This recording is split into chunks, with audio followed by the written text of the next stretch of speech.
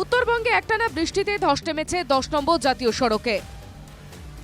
পাগলাছড়ার কাছে বড়সড় ধস নামায় প্রায় 1 মাস বন্ধ হয়েছে এই রাস্তা। সেলফি দ্বারায় রাস্তা কার্যত তিস্তার গর্ভে ঢুকে গিয়েছে। জোর কদমে চলছে রাস্তা তৈরির কাজ, কিন্তু সেই কাজে সমস্যা হয়ে দাঁড়াচ্ছে বৃষ্টি।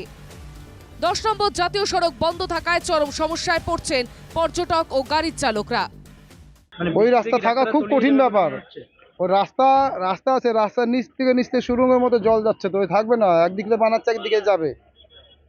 কথা বুঝতে হলো তো, আমি ঘুরঘুরিকে পোকার মতো হয়ে গেছে। অসুবিধা তো পড়তে হয় দাদা, প্যাসেঞ্জারও অসুবিধা হয়, আমাদেরও অসুবিধা হয়। আমাদের শর্টকাট 4 ঘন্টার রাস্তা, সেখানে এখন মনে হয় ডবল হয়েছে, 8 ঘন্টা 9 ঘন্টা লাগে পৌঁছাতে। আমরা মেন রাস্তা সেবক হয়ে রুম্বি বাজার হয়ে সিধা যেতাম, ওখানে 4 ঘন্টা 4.5 ঘন্টা লাগতো, এখন মিনিমাম 8 ঘন্টা 8.5 ঘন্টা। 10 নম্বর জাতীয় সড়ক বন্ধ থাকায় পাহাড়ের পর্যটন ধাক্কা খাবে বলছেন পর্যটন ব্যবসায়ীরা। রাস্তার অবস্থা এত খারাপ যে আমরা বুকিং নিতে পারছি না। আমরা বুকিং নিলেও বাজে রাস্তা ক্লিয়ার না হলে খুব পরিস্থিতিতে হয়ে যাবে। ট্যুরিস্টকে টাকা রিটার্ন করতে হবে, ট্যুরিস্টের বুকিং সিস্টেম আছে। তো এই অবস্থা দাদা খুবই খারাপ। অবস্থা ক্লিয়ার না হলে ট্যুরিস্ট সিজন পুরো ডাউন হয়ে যাবে, পুরো খতম হয়ে যাবে।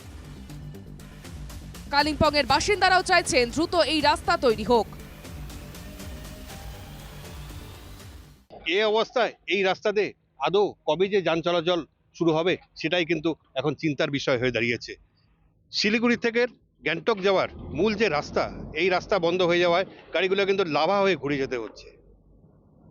কালিম্পং থেকে অংশুমান চক্রবর্তী, NKTV বাংলা।